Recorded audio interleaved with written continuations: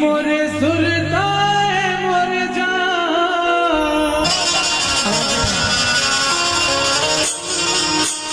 सुमन जी क्या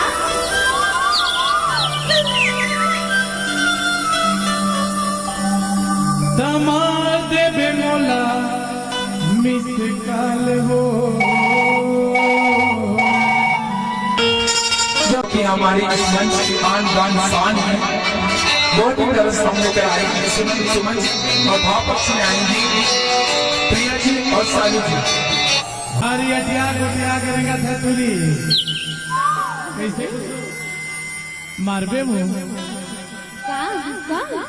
miss call मारे बोला था। कलाकार समझ बताएंगे।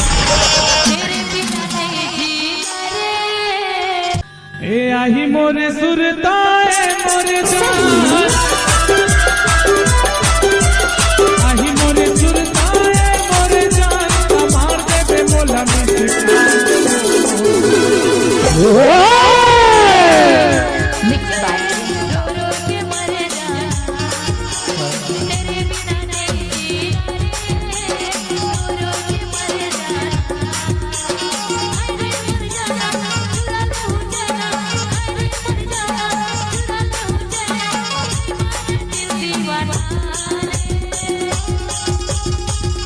हो तेरे बिना नहीं जीना रे रो के मर जाना।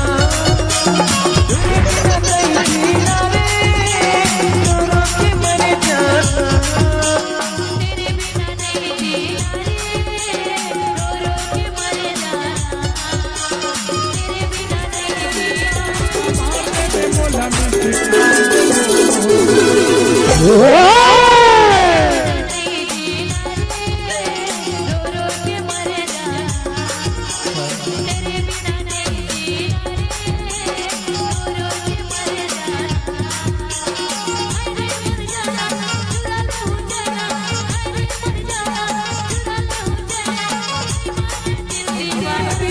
जीना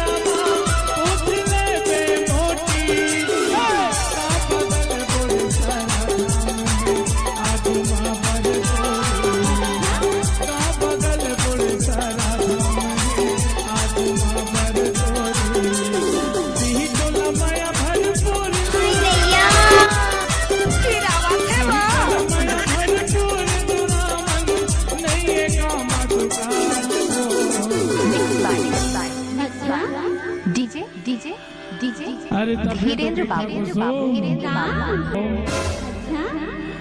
वोल्टेज कम है तब बोला देखा था जोसला। आज तोर जनसंख्या ज्यादा लगत तैसे लगते रे ओ तो है अब मोर जनसंख्या भी ज्यादा है टीबर।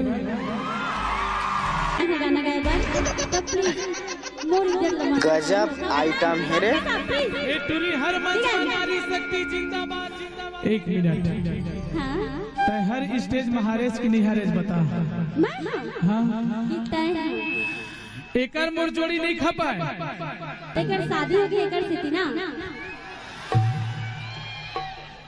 एकर हमर जोड़ी खपते। देख अच्छा नहीं लगा थी मोला तो और हरवा दहता 5001 रुपया अभी सारू मन के सामने में गिन दूं रे। तय हद मला साडू साडू काही करून मन दिल लगी देखा अरे तो ले ना मिक्स तो नारी शक्ति जगह ना डीजे आज पहली बार धीरेन्द्र बाबू तो चलो जयकारा लगा था बोलो परम पूज्य गुरु घासीदास बाबा वाह दोती मन के नहीं बोला तू सुनना और तोरे में जोश नहीं है तिकर मका जोश रही रे हवा हवा हाँ? दीदी प्लीज एक बार आओ बोलो परम पूज्य गुरु घोषराज बाबा की देखे तय तो 2 बार निवेदन करे है।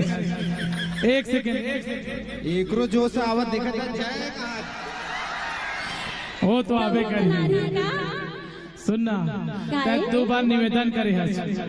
एक बार निवेदन नहीं करा वो तते साडू के मला मोहले फसता नहीं साढ़ू हो ए होते मर्दानगी टुरी तो काय मला मैं भोजी भी दो तबे तो तो लम्बा भर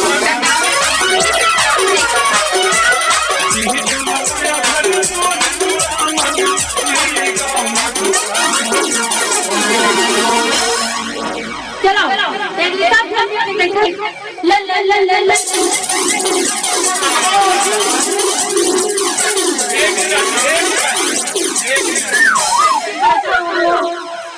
मजा नहीं आता एकदम और मैं तो पहले ही बोले तो ही तोरे में जोश नहीं है देखा मना हुआ हाँ मुलत लगते ज्यादा सोयाबीन बनी खाता है देख कैसे हवा अरे हमारा साढ़ू गोभी आलू वाला है गोभी असल लगते कर एक बार तुम हाथ ऊपर करके है ना जब ये लड़की लल्ला लुलू बोली ना मैं ये नहीं कहा था ये वाला ये तुरी ज्यादा शौक है ना चल तो एक साथ चलो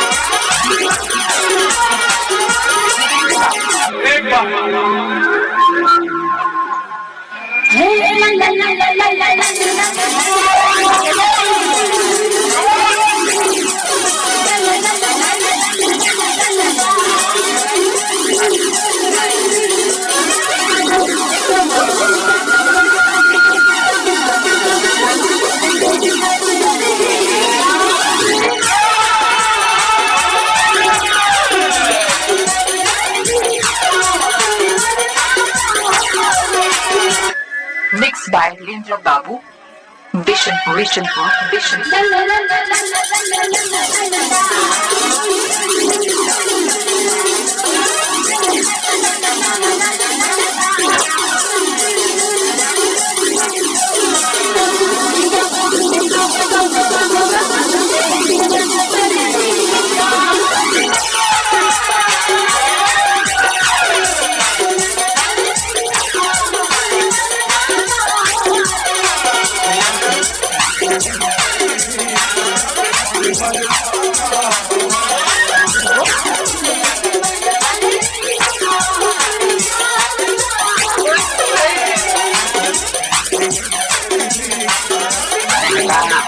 चल